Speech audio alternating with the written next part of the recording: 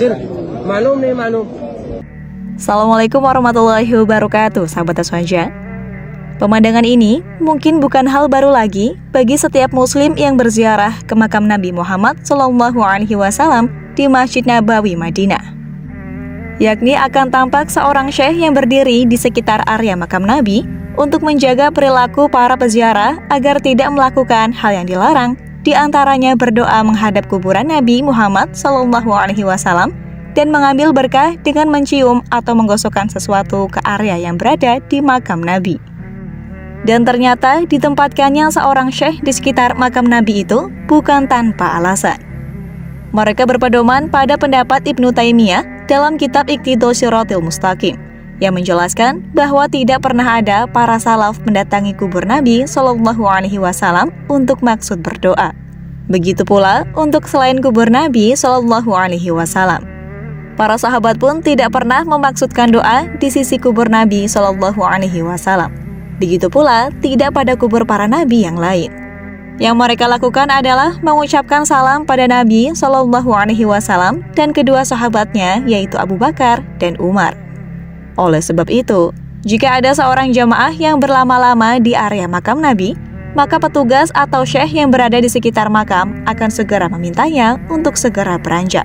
Atau jika ada yang mencoba berdoa, akan langsung diingatkan agar berdoa ditujukan langsung kepada Allah. Larangan ini berlaku juga di area pemakaman baqi, yaitu areal pemakaman yang menyimpan jasad sahabat-sahabat Nabi Muhammad SAW.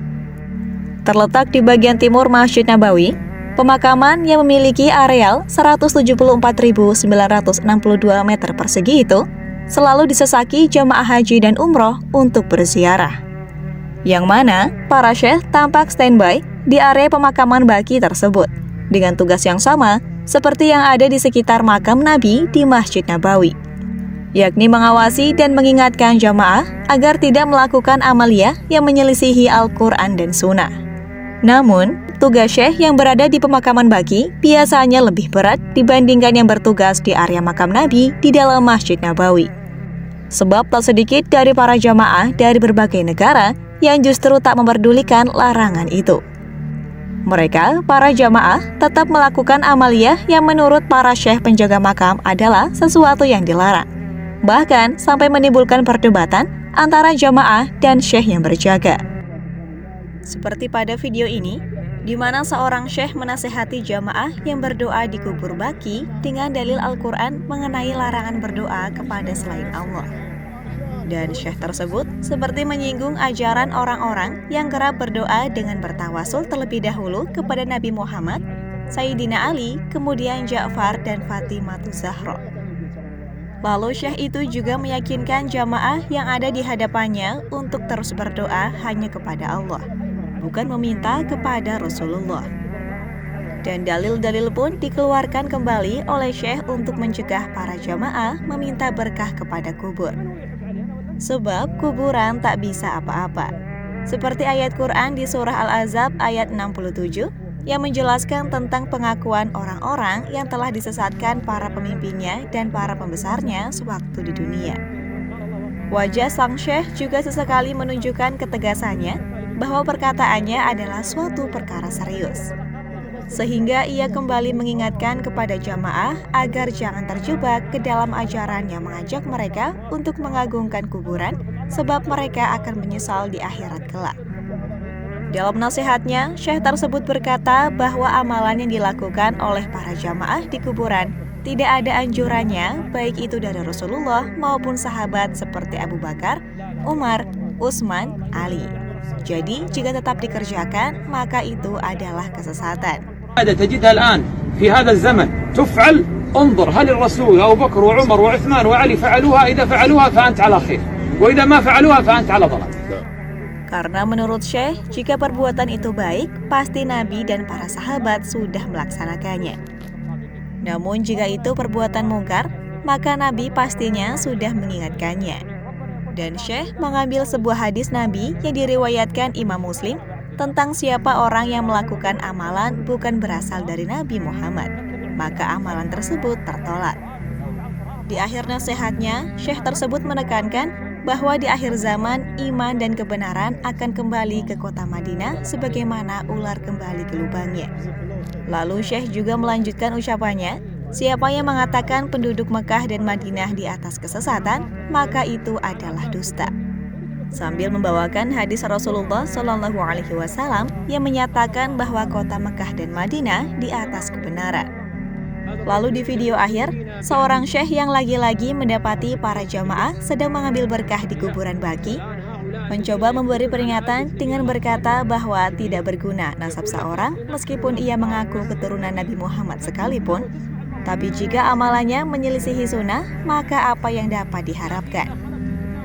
Lalu syekh tersebut menekankan pentingnya bertanya ilmu agama kepada seseorang yang memang ahlinya, bukan kepada ahlul bait.